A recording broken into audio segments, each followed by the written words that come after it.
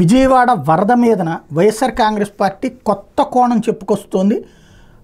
ఇందులో ఒకటి ఇప్పటిదాకా బాబు కాన్సెప్ట్ అయితే ఇప్పుడు కొత్త కాన్సెప్ట్ ఏంటంటే బెజవాడ బుడమేరు ముప్పు లేకుండా 2008లో వైఎస్ బృహత్ ప్రణాళిక తయారు చేస్తే డైవర్షన్ ఛానల్ సామర్థ్యాన్ని అప్పుడు పెంచాల్సి ఉంది. ఆ పెంచేందుకు 2008 ఆగస్టులో వైఎస్ గ్రీన్ సిగ్నల్ ఇచ్చారు. ఈ ఛానల్ ఆధునికీకరణకి ఏదైతే అక్కడ ఉన్నటువంటి ఒక యాక్టివ్ పవర్ ప్లాంట్ కారణంగా ఈ సమస్య వచ్చింది. అది ఒక పత్రికాధిపతిది, అంటే వీళ్ళు రాసింది అయితే పేరుతో సహా రాశారు, కానీ నేను అది ప్రస్తావించట్లేదు. ఎందుకంటే మనం ఇది ధృవీకరించకుండా వాళ్ళ ఆరోపణనే దాని మీద రాయడం కరెక్ట్గా, అదే చెప్పడం కరెక్ట్ కాదనిపిస్తుంది. బట్ ఇక్కడ పాయింట్లు అయితే తెలియాలి కాబట్టి పబ్లిక్కి. ఇందులో 2021 జనవరి 6న ఎన్ఓసిని రద్దు చేసింది వైఎస్ఆర్ కాంగ్రెస్ పార్టీ ప్రభుత్వం. ఆ ఉత్తర్వు మీద హైకోర్టు నుండి స్టే తెచ్చుకోవడం వలన కృష్ణా బుడమేరు డైవర్షన్ ఛానల్కి సంబంధించి పని జరగనీయలేదు. దాని కారణంగానే ఈ వరదంతా కూడా ఒప్పొంగి ఊరి మీదకి వచ్చి పడింది.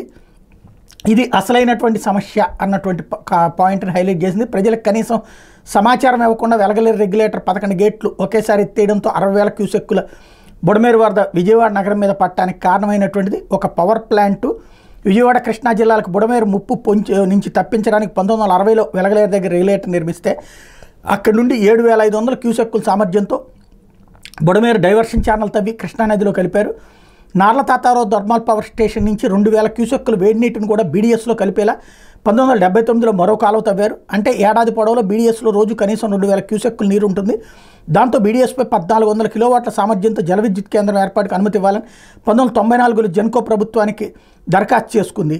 అయితే 95లో చంద్రబాబు గారు వచ్చిన తర్వాత అది ఆపేసేసి అది వేరే ఒక జర్నలిస్ట్కి సంస్థ యజమానికి ఇచ్చారు. 1020 క్యూసెక్కులు వినియోగిస్తూ 200 కిలోవాట్ల సామర్థ్యంతో 2 ప్లాంట్ల నిర్మాణానికి అప్పట్లో ఆ సంస్థ అధినేతకి చెందినటువంటి ఒక పవర్ ప్లాంట్కి 1998 ఏప్రిల్ 13 చంద్రబాబు అనుమతి ఇచ్చారు. ఆ తర్వాత దాని సామర్థ్యాన్ని పెంచుతూ 1,520 క్యూసెక్కులు వినియోగించి ఒక్కో కేంద్రంలో 700 కిలోవాట్లు ఉత్పత్తి చేసేలా 99 ఫిబ్రవరి 15 అనుమతి ఇచ్చారు. ముంపు శాశ్వతంగా తప్పించడానికి బుడమేరులో 2005లో 70,000 క్యూసెక్కులు వరద రావడంతో విజయవాడ ముంపు అప్పుడు గురైతే దాంతో బుడమేరు ముప్పు నుంచి విజయవాడని శాశ్వతంగా తప్పించడం మీద అధ్యయనం చేసినటువంటి నిపుణుల కమిటీ రాజశేఖర రెడ్డికి ఒక నివేదిక ఇస్తే ఆ కమిటీ సిఫార్సుల మేరకు వెలగలేరు మీద జీకొండూరు మండలం కుంటముక్కల దగ్గర మరో రెగ్యులేటర్ నిర్మించి 20,000 క్యూసెక్కుల్ని కృష్ణానదిలో కలిపేలా డైవర్షన్ ఛానల్ తవ్వకం బీడీపీ సామర్థ్యాన్ని 37,555 క్యూసెక్కులకు పెంచేలా ప్లాన్ చేశారు.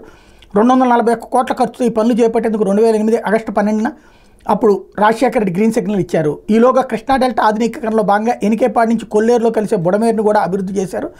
బీడీసీని ఆధునీకరిస్తే ఆ పవర్ ప్లాంట్ను తొలగించాలి. ఇందుకోసం 2009 ఆగస్టు 29న పవర్ ప్లాంట్కి నో అబ్జెక్షన్ సర్టిఫికెట్ని రద్దు చేశారు ఎన్ఓసిని. అయితే అప్పటి సీఎం రాజశేఖర రెడ్డి హఠాన్మార్గంతో బీడీసీ ఆధునీకరణ పనులు ముందుకు కదలలేదు.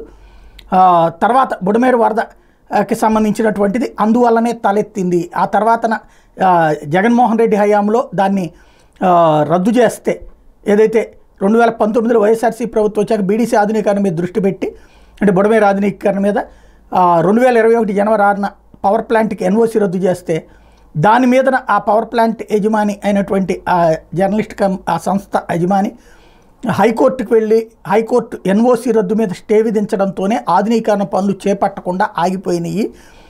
ఆయన ఆ సదరు కారణంగానే ఇది ఆగిపోవడం వల్లనే ఈ రోజున ఇంతమంది ప్రాణాలు కోల్పోవడం కానీ ఇంత పెద్ద ఇన్సిడెంట్కి కారణం అవడం కానీ జరిగింది. అదే కనుక రాజశేఖర రెడ్డి హయాంలో అది ఆపకపోయినా, లేకపోతే మొన్నటిసారి ఆపకపోయినా ఈ సమస్య వచ్చేది కాదు అన్నటువంటిది ఇప్పుడు వైఎస్ఆర్ కాంగ్రెస్ పార్టీ రైజ్ చేస్తోంది.